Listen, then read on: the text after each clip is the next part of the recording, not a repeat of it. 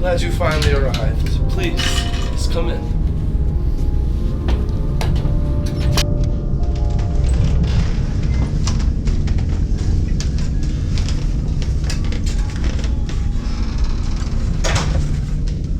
This way, please.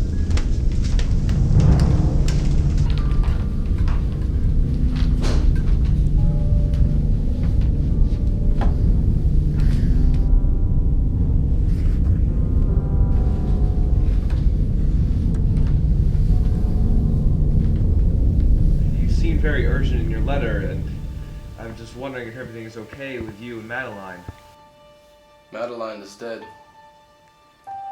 I'm the last heir to this family. The last root in a once powerful tree. What happened to the rest of the Ushers? I remember when your family prospered. Prosperous once, yes. Everyone in my family slowly started to go crazy in their brain, some even inside. Madeline was always the one to keep me together. So what happened to her? She grew weaker and weaker until the pain was too much to linger on.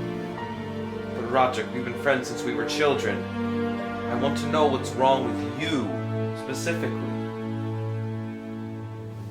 What's wrong with me? Everything's wrong with me. I have to eat bland food. I could only wear certain materials. The noises, they get louder and louder every day. You hear them now. Even going outside, the sun hurts my skin. It's too bright. That's why I live in darkness.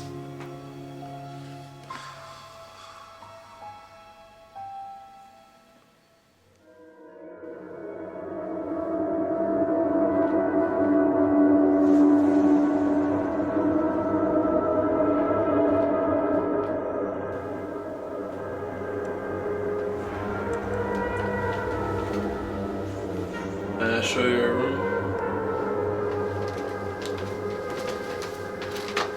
The house alone gave me shudders.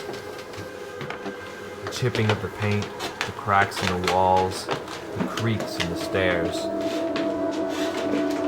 With each move I made, I felt someone watching me. Would it be possible to stay sane in this house for just a few days?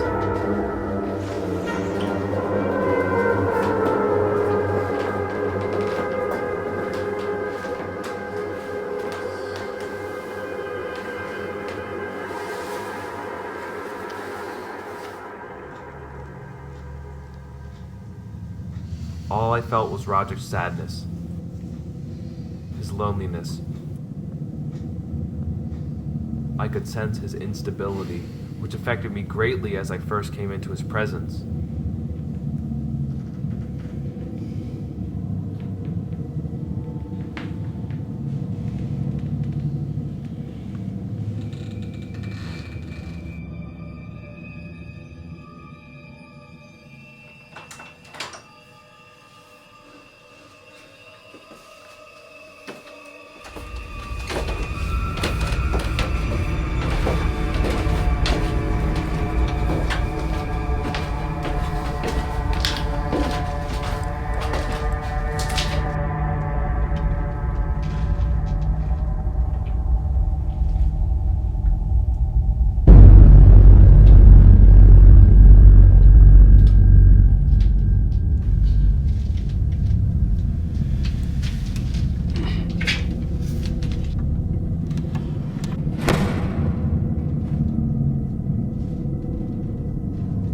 As the days went on, it only became worse.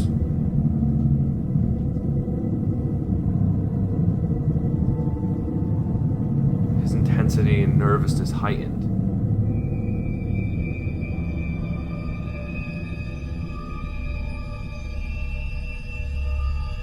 And soon, so did mine.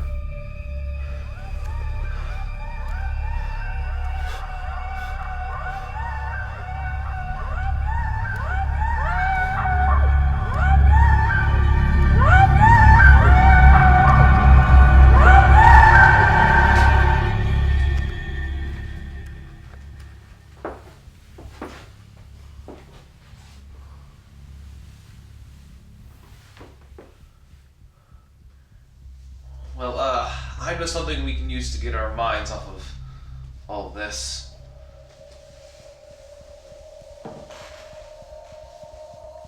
And Ethelred, who was by nature of a doughty heart, and who was now mighty withal on account of the powerfulness of the wine he had drunken, waited no longer to hold parley with the hermit, who, in sooth, was of an obstinate and maliceful turn, but feeling the rain upon his shoulders, and fearing the rising of the tempest, uplifted his mace outright, and with blows made quickly room the plankings of the door for his gauntleted hand. And now, pulling therewith sturdily, he so cracked and ripped and tore all asunder that the noise of the dry and hollow-sounding wood all room.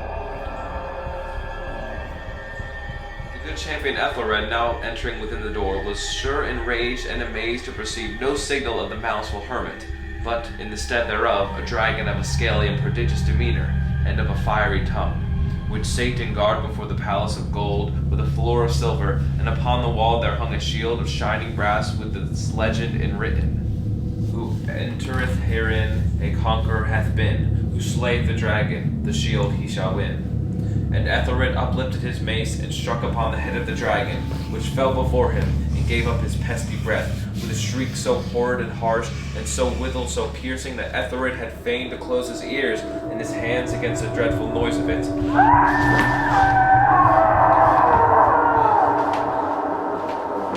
I could hear it. I could hear each moment from the story coming alive. I have heard it and I hear it. Long, long, long. Many days, many hours, many minutes. Oh, pity me, miserable wretch that I am. I dare not speak. You have buried her living in the tomb. Said I not that my senses were acute?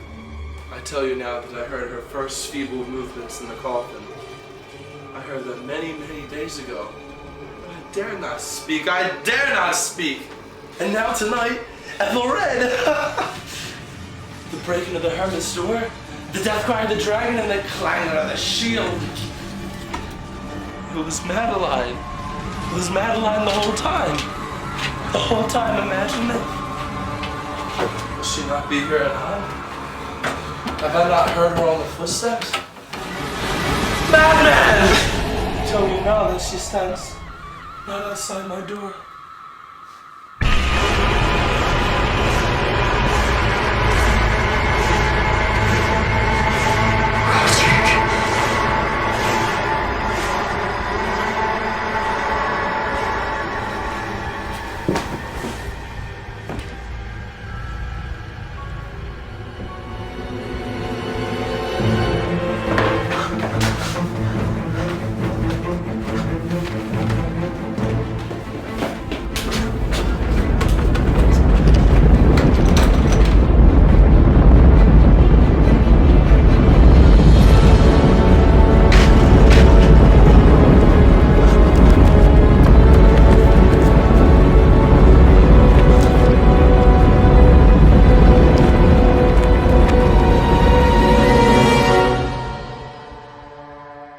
And as the final descendants of the Usher family fell, so did the house.